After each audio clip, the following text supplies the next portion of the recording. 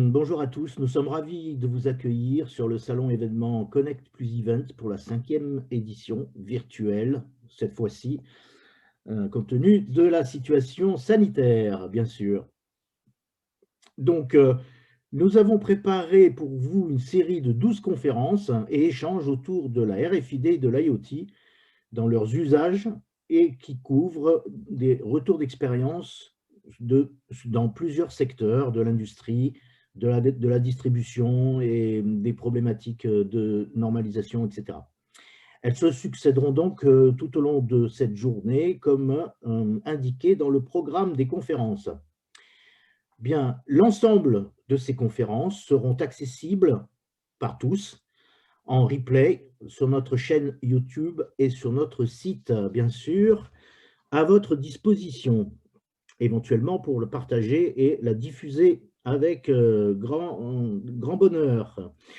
Avant de lancer la conférence, merci de me confirmer dans le chat, c'est-à-dire le bouton marqué discussion en bas de votre écran sur Zoom, si vous entendez bien et vous voyez bien l'écran, et sinon, n'hésitez pas à le dire dans ce même chat.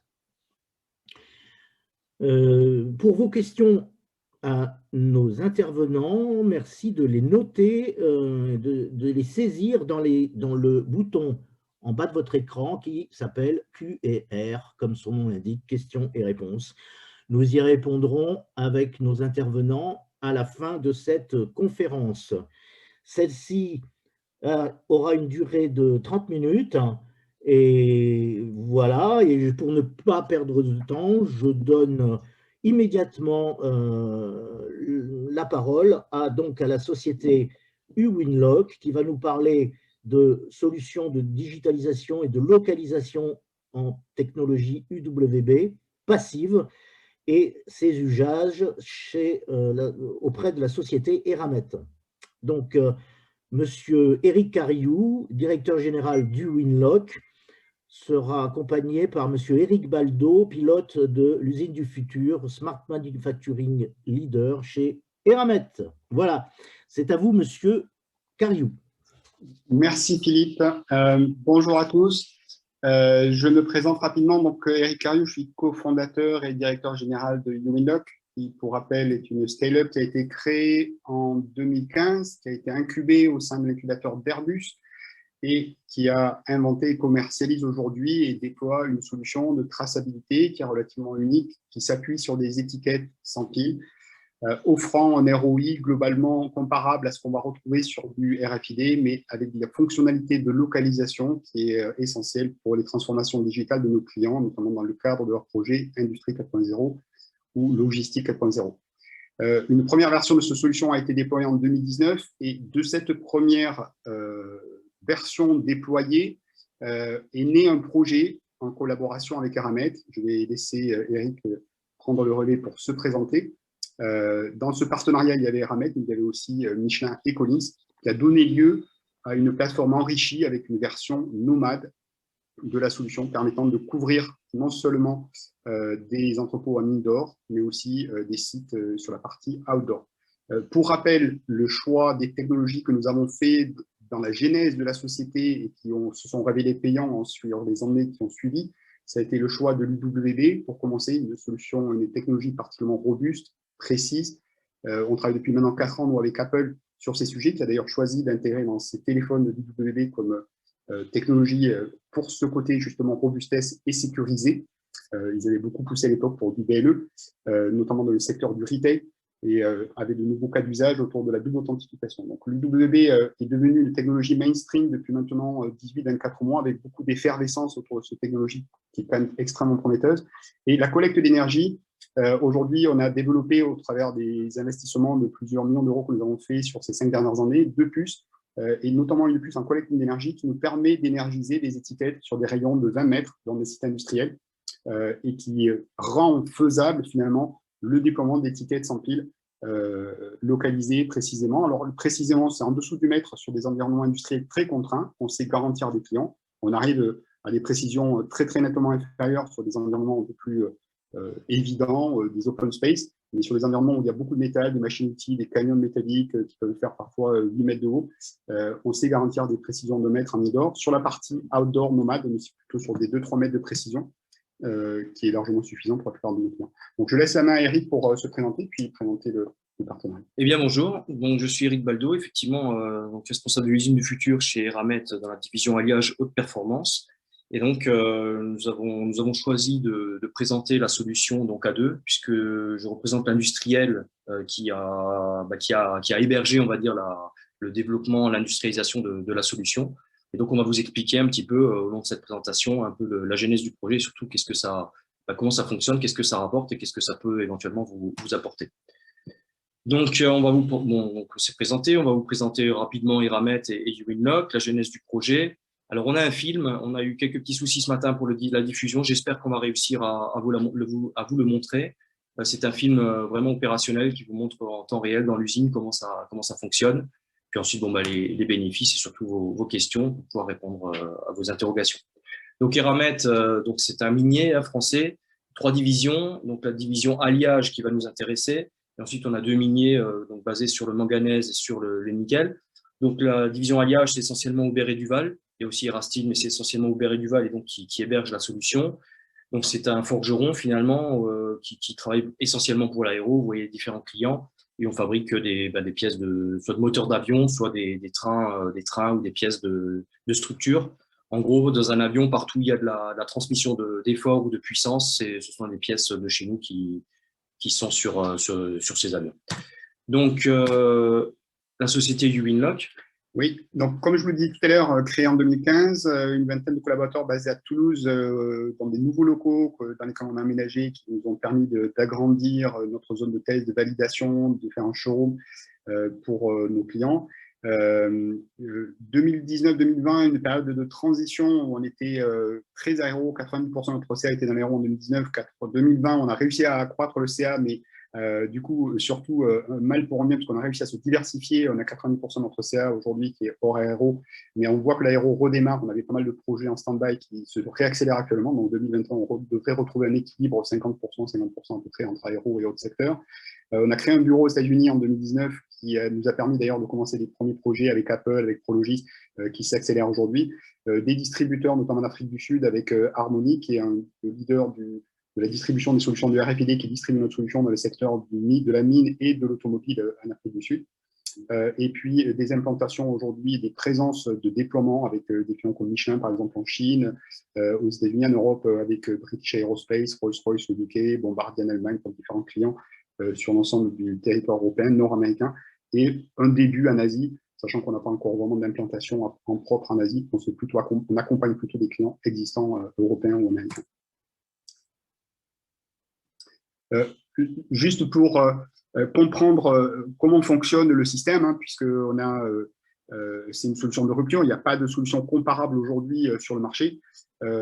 Juste pour comprendre déjà le monde de la traçabilité, il y a 2 univers dans le monde de la traçabilité, des acteurs qui ont compris que pour transformer des opérations, il fallait être capable de rentrer dans la granularité, parce que le cœur de métier de nos clients, c'est des pièces, des produits, des stocks à gérer, de gros volumes en général, et des outillages. Les acteurs qui ont compris ça, c'est les acteurs du code barre et du RFID qui ont permis de faire à l'industrie un premier step dans leur digitalisation considérable.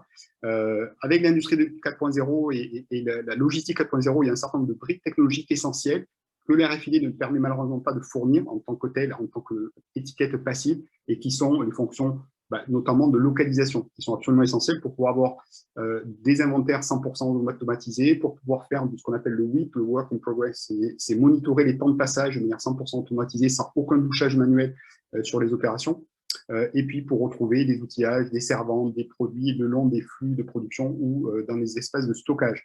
Donc, l'étiquette fonctionne de la manière suivante. On a développé 2 puces à l'intérieur qui vont intégrer cette étiquette, donc une puce en collecte d'énergie radio.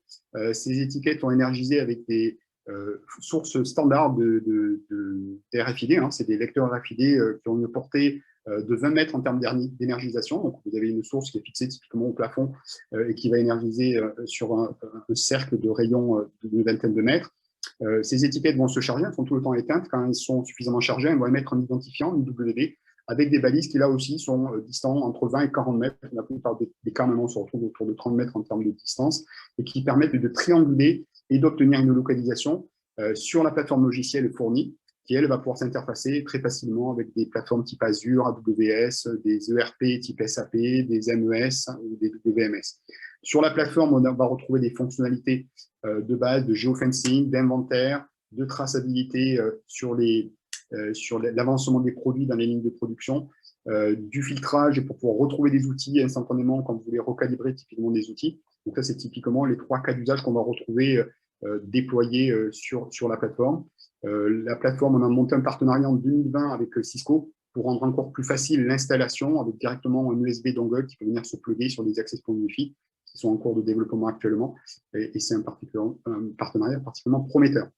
Pour la partie outdoor et indoor, je vais laisser Eric en parler. C'était un besoin de pas mal de nos clients qui ont des zones de stockage en outdoor et sur lesquelles il n'était pas forcément envisageable d'avoir une infrastructure déployée. Parce que des fois, vous avez des pièces ou des palettes qui peuvent être sur plusieurs hectares en outdoor. Donc, on a développé une solution nomade. Je te laisse en parler. Oui, donc on va voir un peu plus en détail après. Donc, c'est l'objet finalement du partenariat qu'on a fait avec Michelin aussi, Collins, puisqu'il fallait trouver des financements pour développer cette solution. Donc, on a adapté la solution indoor, la technologie finalement, le cœur du métier du Winlock, qui ont mis 5 ans à développer. Donc, on a adapté cette technologie et on l'a déployée finalement sur des moyens mobiles. Donc là, on l'a mis sur un Fenwick, puisqu'on utilise beaucoup de Fenwick. Donc, on a l'énergisation et la captation du signal associé à une balise GPS pour trouver la position, donc qui va énergiser donc le tag, qui va récupérer le signal du tag. Et le principe, c'est que lorsqu'on dépose l'objet, l'objet avec le tag associé, eh bien, on ne va plus énergiser et donc on va enregistrer la dernière position connue. Et donc, comme ça, on a constamment une cartographie à jour du site. Donc, c'est ce qu'on vous expliquait tout à l'heure et vous montrer les bénéfices de cette solution. La solution aujourd'hui déployée dans des secteurs tels que la santé, la chimie, avec des clients comme Solvias, dans le secteur ferroviaire avec certains sites d'Alstom qui sont couverts, des sites comme ceux de certains sites de Liebherr et puis différents sites de Michelin où là on a un programme de déploiement sur 40 de leurs sites dans le monde sur les 3 prochaines années. Donc avec une solution, comme le disait Eric, qui va couvrir du coup des aspects outdoor-indoor en mode nomade, sans infrastructure fixe, des parties de sites qui sont couverts en mode haute précision, rafraîchissement continu, ça c'est plutôt les zones de la partie production, et puis des zones de stockage qui peuvent être aussi en indoor, où là on sait faire aussi du zoning avec un nombre limité de balises, donc des réductions, on adapte les CAPEX, finalement les coûts d'infra, et les OPEX en fonction du site et de la configuration du site et des cas d'usage clients. Donc Eramet, le site d'Aubert-et-Duval, donc à Pamiers, donc au sud de Toulouse. Là vous voyez le site, hein, donc un site très très vaste. Je vous ai tracé un flux classique, on va dire, d'une pièce, lorsque tout se passe bien, hein, lorsqu'il n'y a pas d'opération supplémentaire à ajouter dans la gamme. Donc, vous voyez le nombre important d'allers-retours et surtout une zone très vaste en extérieur. Et donc, un besoin vraiment de trouver une solution outdoor avec, bon, vous le voyez, hein, plus de 3000 mouvements de pièces par jour, des tailles de pièces qui vont de petites pièces à des grandes pièces, donc des zones de stockage forcément qui ne sont pas toujours adaptées par rapport à la fabrication qu'on peut faire. Donc, comme je vous le disais, plus de 15 étapes avec des ateliers différents. Conséquence, des fois, on a du mal à retrouver certaines pièces et à lancer des fabrications complètes. Donc, on s'est associé donc, avec Michelin et Collins pour trouver une solution adaptée à nos besoins, donc des besoins de 3 industriels, donc avec des grandes superficies à couvrir en extérieur, des solutions simples pour opérateurs, hein, il ne faut pas avoir de différence de fonctionnement entre l'indoor et l'outdoor.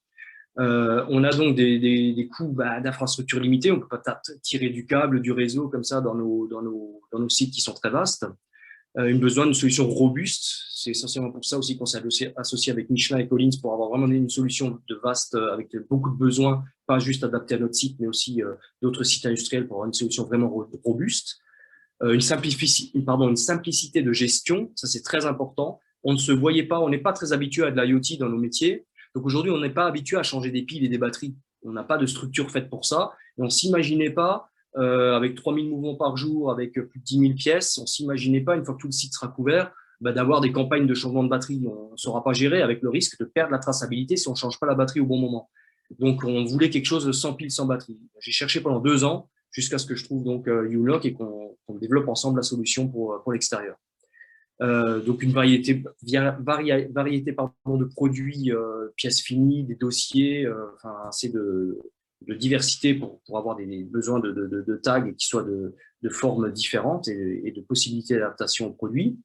Des présences de matériaux perturbateurs, hein, le bois, le métal, tout ça c'est perturbateur pour les ondes électromagnétiques, et pouvoir exploiter les données, ça c'est très important, donc l'intégration, Eric en a un petit peu parlé, pouvoir bien sûr s'intégrer facilement avec nos systèmes d'info. Donc on a fait un petit comparatif avant de se lancer des différentes technos, donc très rapidement, vous montrer que la solution qu'on a développée avec Uwinlock répond à 100% à tout ce qu'on a besoin. Donc l'UWB qui a ses avantages de précision et alors ça on n'a pas trop parlé, de richesse d'informations que peut transformer le signal UWB, et tous les avantages donc de l'alimentation qu'on n'a pas, avec les autres technos, ils ont tous besoin de batterie, de piles. Donc avec la solution d'énergisation à distance, on a cette solution éco-responsable du coup. La durée de vie, c'est la durée de vie des composants électroniques. Donc, on a mis 20 ans, mais la durée de vie des composants, contrairement aux autres qui ont besoin bien sûr de maintenance et de changer les batteries. Le coût du tag, du coup, qui s'en trouve très réduit. On est entre 2 € et 15 € en fonction du support et de la taille du tag. Nous, avec nos tags et nos systèmes de support qu'on a besoin, on est plutôt autour de 15 €. Et bien sûr, pas besoin de maintenance. Donc, une solution très, très séduisante. On a regardé un petit peu par rapport à d'autres, parce que quand on regarde des solutions, il faut regarder le coût global. Donc, si on regarde juste l'investissement au départ, OK, mais si tous les 3 ans, on doit racheter des tags parce que pour l'extérieur, ils sont sertis et que la batterie, on ne peut pas la changer, par exemple, et qu'au bout de 4 ans, il faut réinvestir, ou qu'il faut changer des batteries avec les conséquences que ça a, on se rend compte qu'au bout si on regarde le coût global, on se retrouve finalement avec une solution développée qui est 3 fois plus rentable finalement qu'une autre solution si on prend tous les coûts cachés et tous les abonnements et tout ce qu'on n'a pas besoin finalement avec l'UWB, puisque c'est un réseau qui est ouvert. Donc là maintenant on avait le film. Alors je ne sais pas si le film a réussi à être téléchargé et si on va pouvoir le diffuser, parce que moi en fait j'arrive pas à partager mon écran avec la vidéo. Mélanie, est-ce que vous êtes… Alors, je vais tester. Est-ce que vous pouvez arrêter votre partage d'écran? J'essaye de partager. Arrêter, c'est pas ça.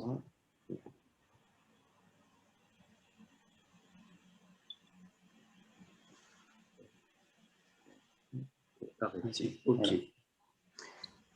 Allez, hop.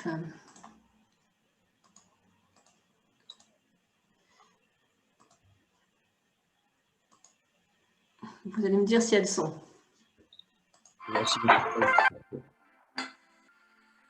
Ça marche?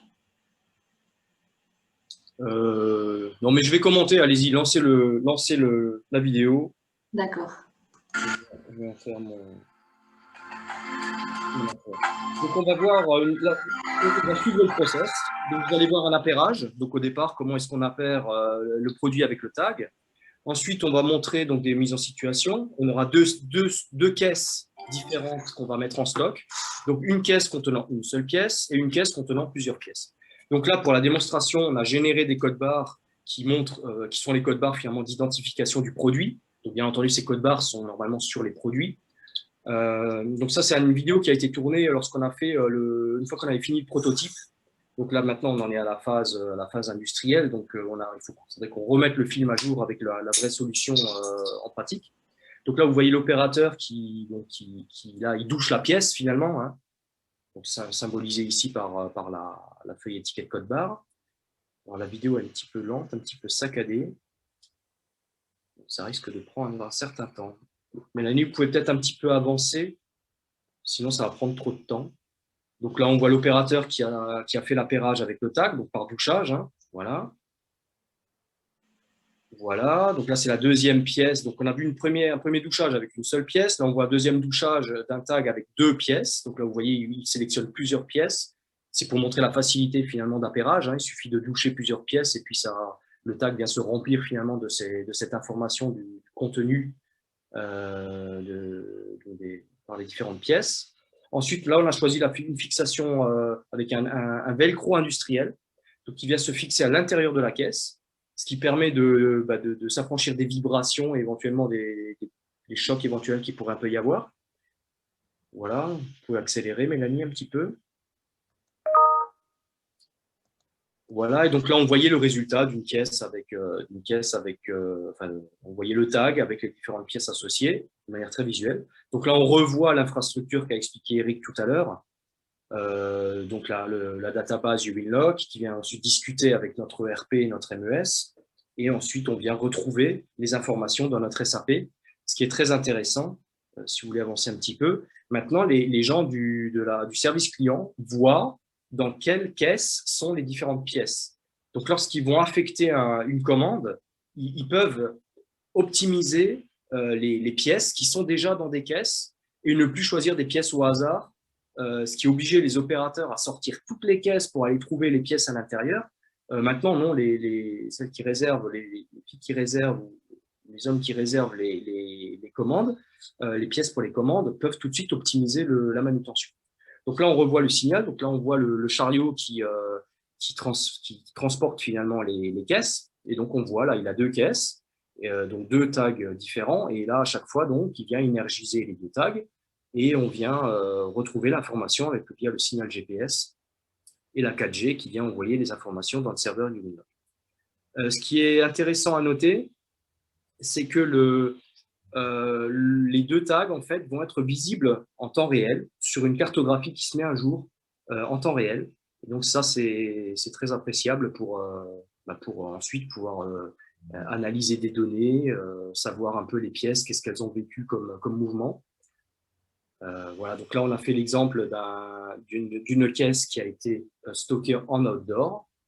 Alors, si vous accélérez un petit peu, on va voir l'exemple d'une caisse qui va être utilisée pour l'outdoor, voilà, qui va être mise en colis.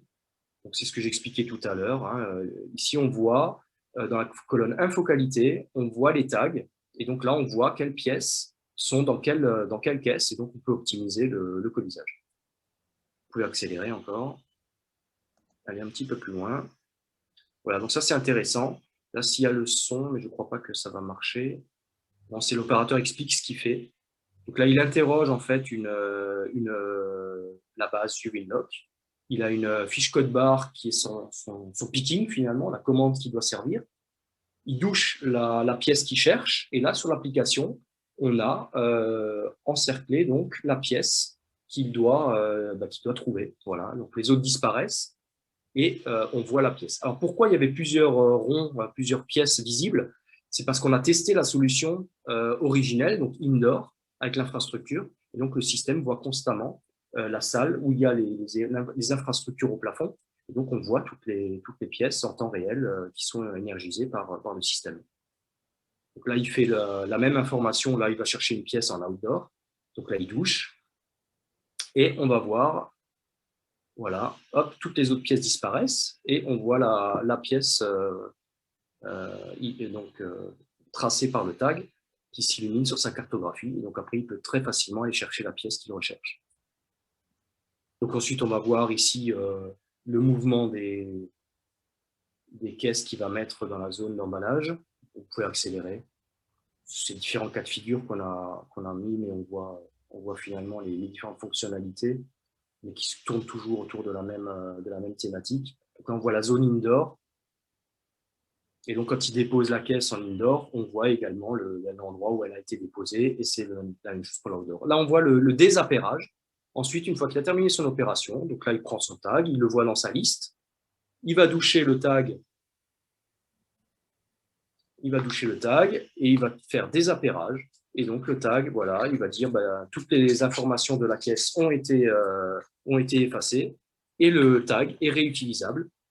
Il est vierge finalement et il est mis dans un bac qui peut être réutilisé à l'infini pour revenir vers l'appairage. Donc là, on a le témoignage d'un magasinier et puis du responsable de la logistique. Donc bon, c'est dommage, le son est un petit peu saccadé. Je ne sais pas si on peut faire un test, Mélanie, de son, voir ce que ça donne. Tu gardes les pièces, on sait où est-ce qu'elles sont. Et il y a aussi un autre avantage, c'est qu'une fois que le SCAP a réservé les pièces, ça évite le retour en stock, ça évite un nombre incalculable de manœuvres.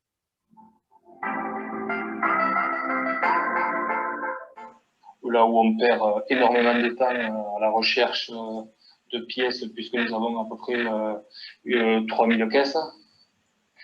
Donc aujourd'hui, je vois que le magasinier, les opérateurs ont validé sur le terrain ce projet puisque en plus il est très facile d'utilisation.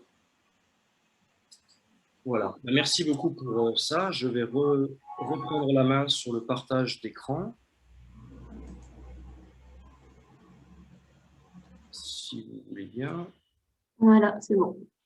Alors, je partage à nouveau. Et je vous propose, vu que l'heure tourne, qu'on passe directement aux questions-réponses, puisqu'on avait ici une dernière planche qui résumait un petit peu les avantages de la solution. Mais bon, on peut laisser cette planche affichée puis passer aux questions-réponses.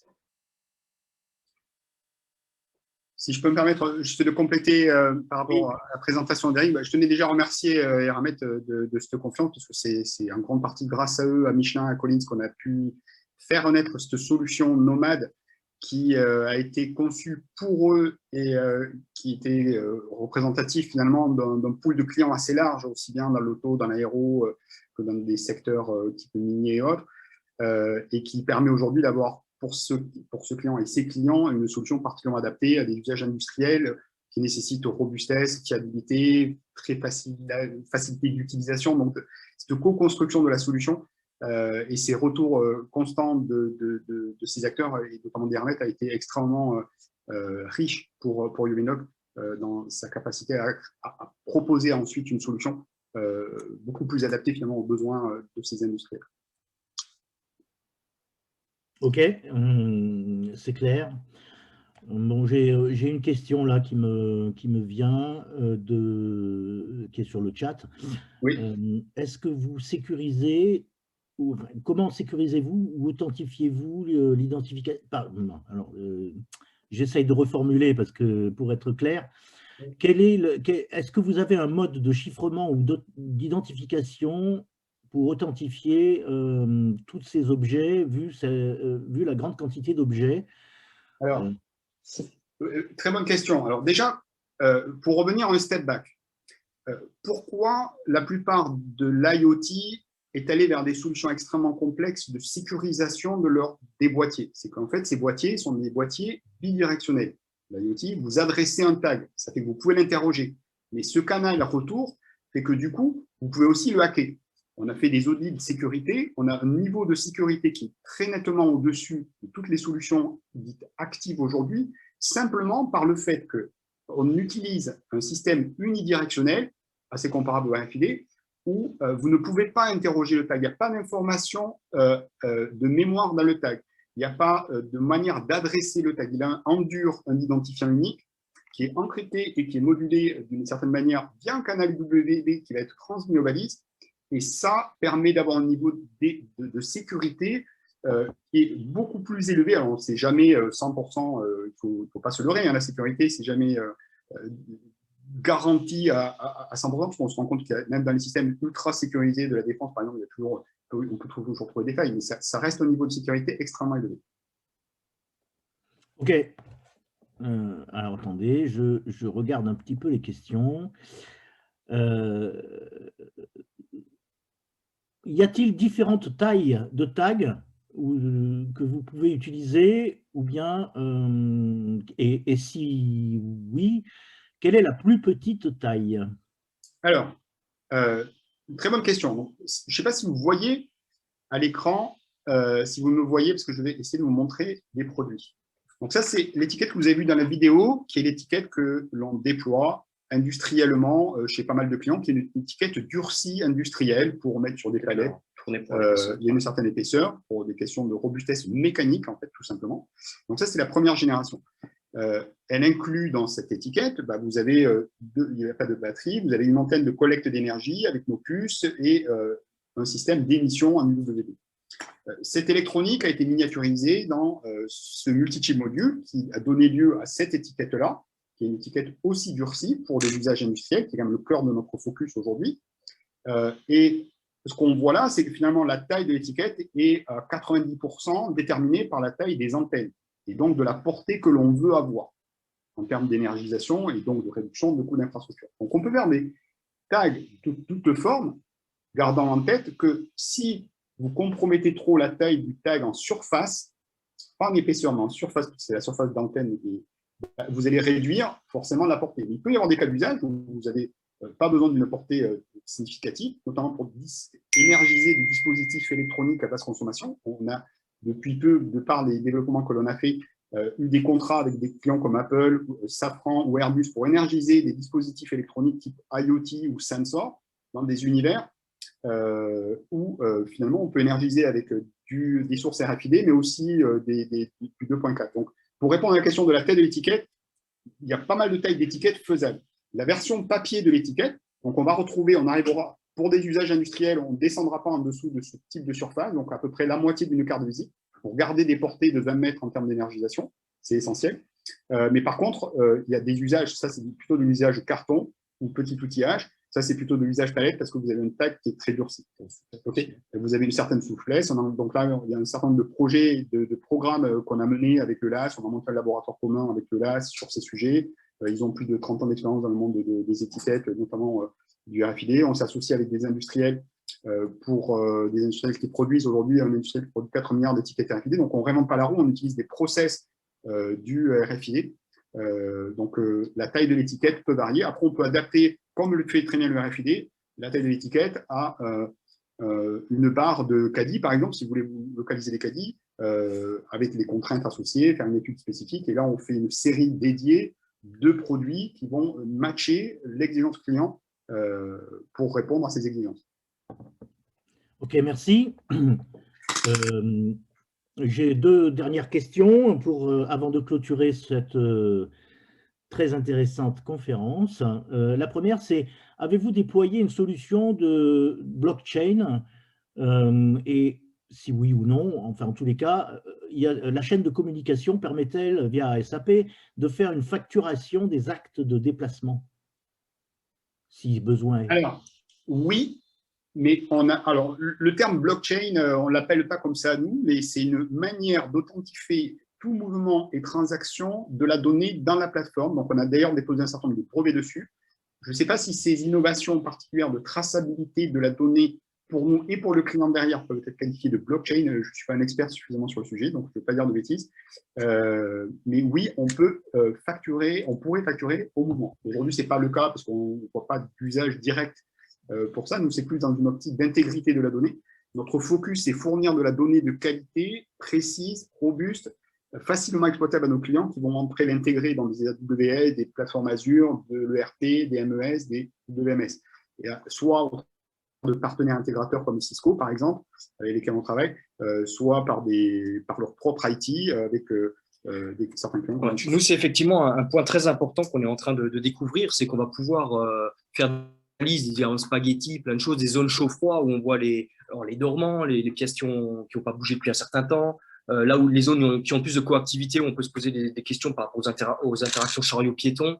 Enfin, on va pouvoir vraiment connaître le réel de ce que vit une pièce, et ça va donner fournir des données qui vont nous permettre d'aborder des sujets, de trouver des solutions à des cas très concrets, avec des données qu'on n'avait pas jusqu'à présent. Donc, c'est très intéressant. Oui, c'est très intéressant ce que dit Eric, parce que ce dont on s'est rendu compte sur les déploiements, c'est que souvent, on part sur un premier ou deux cas d'usage, et de ça, les opérateurs nous remontent des idées d'exploitation de qui sont en plus extrêmement créatrices de valeur pour la société, et en utilisant la même infrastructure. Donc, en fait, on arrive très rapidement après même à accélérer le ROI estimé initial, à le rendre meilleur, parce qu'il y a pas mal de cas d'usage qui viennent se greffer et qui peuvent être extrêmement contributeurs de valeur. Et on attaque vraiment l'usine fantôme, quoi.